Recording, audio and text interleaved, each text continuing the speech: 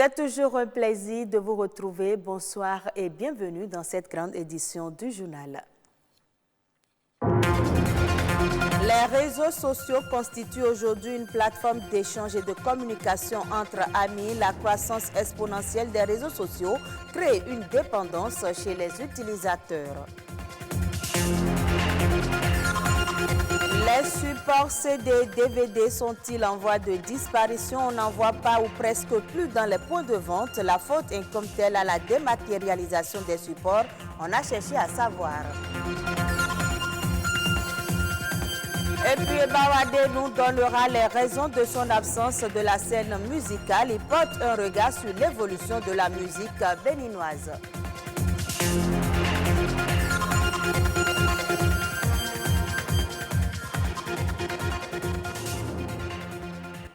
À l'ère du digital, les réseaux sociaux deviennent incontrôlables et représentent aujourd'hui un nid d'opportunités et une source de monétisation seulement. Les internautes développent une addiction qui influence le quotidien. Plusieurs conséquences découlent de cette dépendance que les utilisateurs développent vis-à-vis des réseaux sociaux. Perspective Tossa nous éclaire dans ce reportage. L'addiction fait souvent penser à la drogue ou à l'alcool. Mais de plus en plus, on entend parler de dépendance aux réseaux sociaux. Qu'ils soient sur invitation, réservés aux professionnels ou ouverts à tous, les réseaux sociaux prennent de plus en plus de place dans notre vie. Ils s'imposent comme outil de communication et de changement.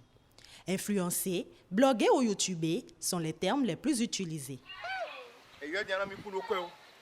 Le blogueur, c'est celui-là qui crée des articles sur Internet. C'est donc un internaute qui écrit des textes, qui les partage, qui les diffuse, qui emmène peut-être des gens à découvrir un environnement, un coin, un village ou quoi que ce soit. Et le youtubeur, c'est également un internaute, mais lui qui crée des vidéos sur YouTube, il les partage, et qui est une source de monétisation pour lui. L'influenceur, c'est cette personne-là qui est bien présente sur les réseaux sociaux et qui, de par sa personnalité, de par son statut, on va dire ça, influence les habitudes des uns et des autres et qui peut bien évidemment être porteur de l'image d'une marque. Ok.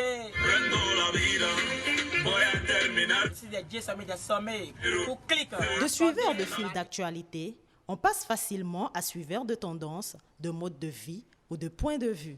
S'ils apportent de nombreux avantages, les réseaux sociaux ont aussi des impacts négatifs. De femmes, par exemple, on a envie d'être comme ces grandes dames-là qui, par les réseaux sociaux, ont pu atteindre un but, qui, par les réseaux sociaux, sont totalement affirmées aujourd'hui, donc influence positive de ce côté-là. Influence négative, alors moi, je suis tombée sur un reportage sur TF1, par exemple, où la jeune fille, elle était en communication avec quelqu'un qu'elle ne connaissait pas, bien évidemment, mais qui, depuis son profil, le profil qu'elle affichait, la mettait en confiance. Alors un jour, cette personne-là lui a dit, écoute, tes parents, quand ils seront sortis, laisse la porte ouverte et moi, je viendrai. Ses parents n'étaient pas loin. Elle a permis à cet individu-là de venir, tout simplement parce qu'elle a été mise en confiance avec ce que proposait celui-là sur Internet. Il existe des influenceurs et ces derniers créent des influencés. À force d'utilisation quotidienne, certains confondent réseaux sociaux et vie privée et d'autres mêlent la fiction à la réalité. Votre vie privée reste votre vie privée. Vous n'avez pas besoin de l'étaler sur Internet. Aujourd'hui, je vois des familles, je vois des parents qui s'amusent à poster des photos de leurs enfants, de leur maison. Je trouve que c'est un danger. On n'a pas idée. Vous vous exposez totalement, vous exposez vos enfants. Vous montrez l'école de vos enfants. Vous montrez en train d'emmener les enfants à l'école. C'est un vrai danger. Il ne faut surtout pas faire ça. Dans un monde de plus en plus individualiste, où l'on ne peut se passer du digital, l'utilisation des réseaux sociaux ne devrait pas être nocive si on en fait bon usage. À quand remonte votre dernier achat de CD ou DVD? Après les cassettes, les disques compacts deviennent rares. Le digital s'est imposé aujourd'hui et les supports numériques gagnent du terrain. Les DVD et CD sont-ils en train de disparaître? Et quelles solutions Quelles sont les solutions plutôt trouvées par les producteurs et artistes pour contourner le problème? La réponse dans ce reportage de Stéphanie Dekwemandoura. Les CD et DVD, des supports utilisés dans la diffusion et la distribution des productions audiovisuelles. Aujourd'hui, les consommateurs ne leur accordent plus d'intérêt, ce qui met en difficulté les distributeurs. Avant, nous vendons bien les CD et DVD, mais aujourd'hui, les clients se font plus rares. Ces supports semblent être menacés de disparition. Pour cause, la technologie a révolutionné le secteur du numérique. Les DVD ne sont plus à la mode actuellement parce que le temps évolue et puis il y a des disques durs, les cartes mémoire. Moi par exemple, je n'utilise plus beaucoup les DVD. Il y a plusieurs moyens encore plus utiles, plus faciles et accessibles pour visualiser ce qu'on veut voir sur les CD. Je vais sur les sites, je fais les téléchargements de mes vidéos ou des sons que j'enregistre sur ma carte mémoire ou la clé USB. Cette facilité d'accès aux productions constitue un manque à gagner pour les producteurs et artistes.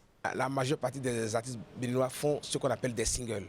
Ils font un titre, ils en font le clip et ils mettent en télévision. Quand ça tourne, on les appelle et ils vont chanter dans les bars. Dépenser des millions comme ça, ça va rester comme ça, hein, sans couler. Pas d'album nouveau disponible chez les producteurs. Mais au niveau des vendeurs de CD et DVD, on en trouve. C'est le fruit de leur nouvelle stratégie. Nous aussi, nous avons préféré télécharger les nouveaux singles. Ça nous permet de mettre en vente de nouveaux CD et DVD. Comment continuer à vendre leurs œuvres sur CD ou DVD dans un univers dominé par le digital fait réfléchir le monde artistique.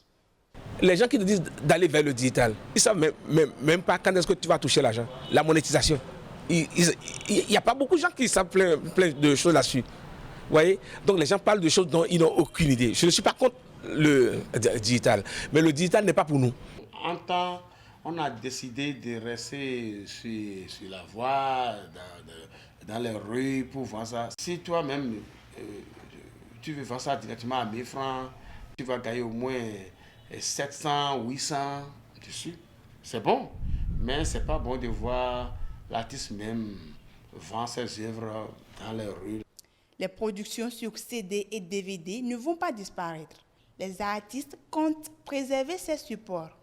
Pour y parvenir, ils parlent de la création d'un forum visant à définir les stratégies marketing afin de rendre plus rentables leurs œuvres. Et nous parlons toujours culture, auteur, compositeur, chanteur, percussionniste et guitariste. Eba Wadé est depuis un certain temps absent de la scène musicale béninoise. Il nous donne les raisons de cette situation et en profite pour porter son jugement sur l'évolution de la musique béninoise.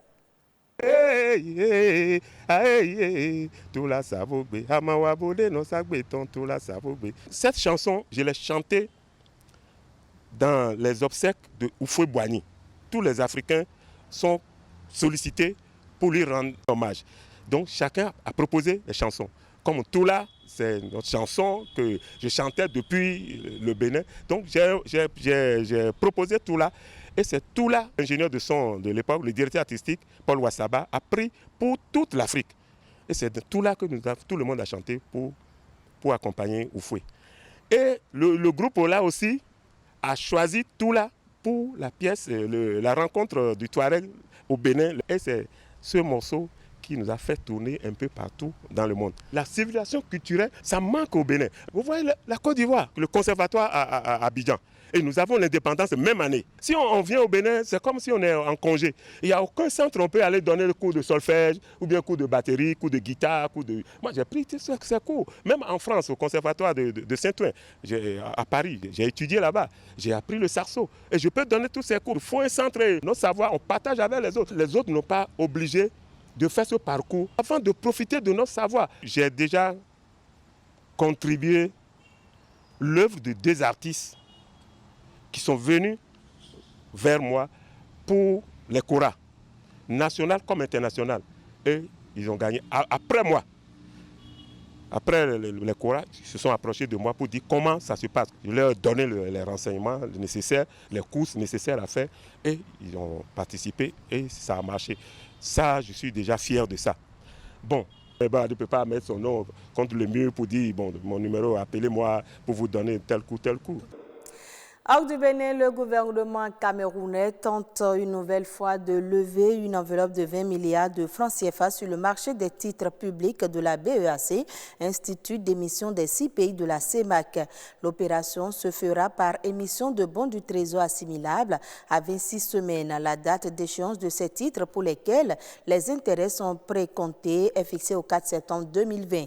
Le trésor camerounais a enregistré son tout premier échec sur le marché des titres de la BEAC depuis le lancement de ce marché en 2011. En effet, au sorti de cette opération en février, alors qu'il sollicitait des investissements d'une enveloppe de 20 milliards de francs CFA, le gouvernement camerounais n'a pu obtenir que 5,2 milliards de francs CFA. Allons maintenant à la découverte du débarcadère de Kribri. C'est au Cameroun, autrefois ville active. Kribi sort lentement d'un état de crise. Les anciennes résidences sont un peu délabrées et les rues défoncées, mais l'activité touristique s'organise autour de quelques hôtels-restaurants et des 2 débarcadères qui existent encore. Suivez ce reportage. Avec une vue prenable sur l'océan Atlantique et l'île de Malabo, en terre équato-guinéenne, le débarcadère du village Maï frappe le visiteur par son phare Marguerite, construit en 1906. Ce dernier est situé à proximité du mémorial de la déportation des peuples Batanga lors de la Première Guerre mondiale. Ce site est vraiment mémorial pour le peuple Batanga, en ce sens que c'est là où a eu lieu la déportation et le retour également. Quand on pense que lors de la déportation, on a perdu plusieurs de nos parents. Justement, c'est pour cela qu'il est sacré pour nous. Raison pour laquelle on ne peut pas faire n'importe quoi. D'ailleurs, notre chef, le chef Mavoué Michel, a été enterré dernièrement dans ce site-là. Cet espace aménagé et qui dévoile son charme reçoit tous les jours de nombreux touristes qui foulent le sol sacré de cet endroit mythique. Un haut lieu chargé d'histoire, mais pas très connu par nombre d'habitants de la cité balnéaire. Les touristes passent, mais ils ne savent pas ce que c'est. Par exemple, le phare, c'est en 1906 qu'il a été... Et le monument qui est là, c'est en 2016 qu'on l'a installé par le chef Maouvé de regretter mémoire. La digue des 2 côtés s'est faite récemment. Moi, j'étais déjà là. Les bateaux accossaient directement là. Il n'y avait pas de digue. Quand les gens partaient, même vous voyez peut-être dans notre pagne, vous voyez comment il y a les gens qui ont les mains en l'air. C'était justement parce qu'il n'y avait pas de digue, c'était ouvert. Les 2 versants bifaces du monument, presque encastrés par le débarcadère, représentent le départ et l'arrivée en 2 vagues du peuple Batanga lors de la guerre franco-allemande de 1914 à 1916. C'était lors de la déportation, c'était en quelque sorte le lieu d'atterrissage de tous les Batangas, que ce soit les grands Batangas ou les Batangas même ici. Comme vous disiez tout à l'heure, là, on a 2 fêtes. Il y a eu 2 dates, le 14 février et le 9 mai. Le 14 février, c'était les grands Batangas, parce qu'ils sont arrivés avant, mais c'était au même endroit. La déportation a eu lieu au même endroit et même le retour. Lors de la déportation, on est allé nous parquer au nord-ouest, au sud-ouest, certains même dans le sud, vers autour de 100 000 images. Cette histoire reste gravée sur les écriteaux comme du sang indélébile versé par les ancêtres Batanga. Avec ses atouts, le débarcadère du village du Maï est une destination touristique. Touristes, chercheurs et hommes de culture y trouvent leur compte. Un héritage riche à préserver et à valoriser pour les générations futures. Voilà qui vient mettre un terme à ce journal. Très bonne suite de nos programmes.